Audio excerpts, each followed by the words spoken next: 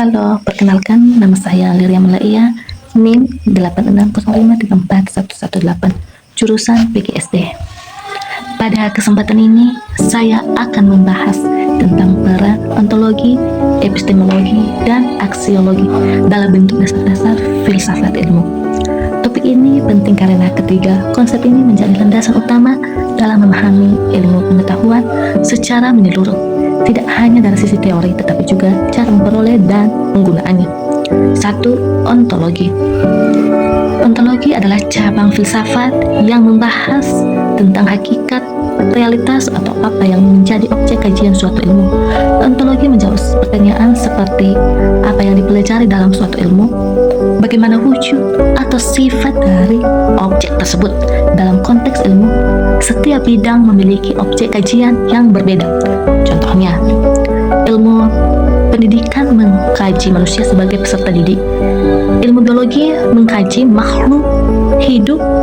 Ilmu ekonomi mengkaji kegiatan produksi, distribusi, dan konsumsi. Selain itu, ontologi juga membahas apakah sesuatu itu bersifat nyata atau real atau hanya konsep dalam pikiran. Jadi, bisa disimpulkan bahwa ontologi berfungsi untuk menentukan batasan dan fokus dari suatu ilmu sehingga ilmu tersebut memiliki arah yang jelas.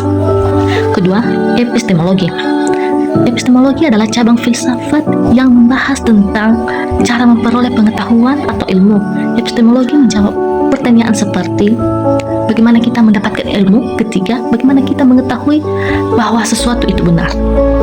Dalam ilmu pengetahuan ada beberapa cara memperoleh pengetahuan seperti observasi atau pengamatan langsung. Kedua, eksperimen atau percobaan. Ketiga, penalaran logis. Dan keempat, pengalaman.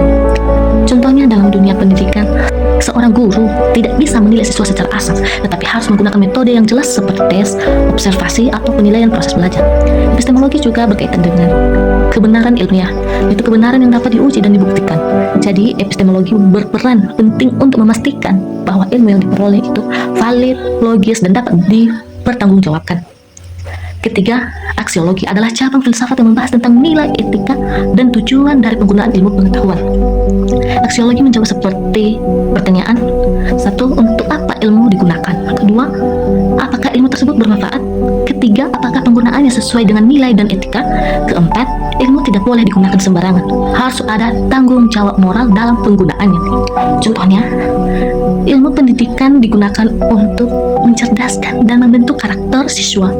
Teknologi digunakan untuk mudah kehidupan manusia, bukan untuk merugikan. Aksiologi menekankan bahwa ilmu harus digunakan untuk kebaikan, kesejahteraan manusia, bukan sebaliknya.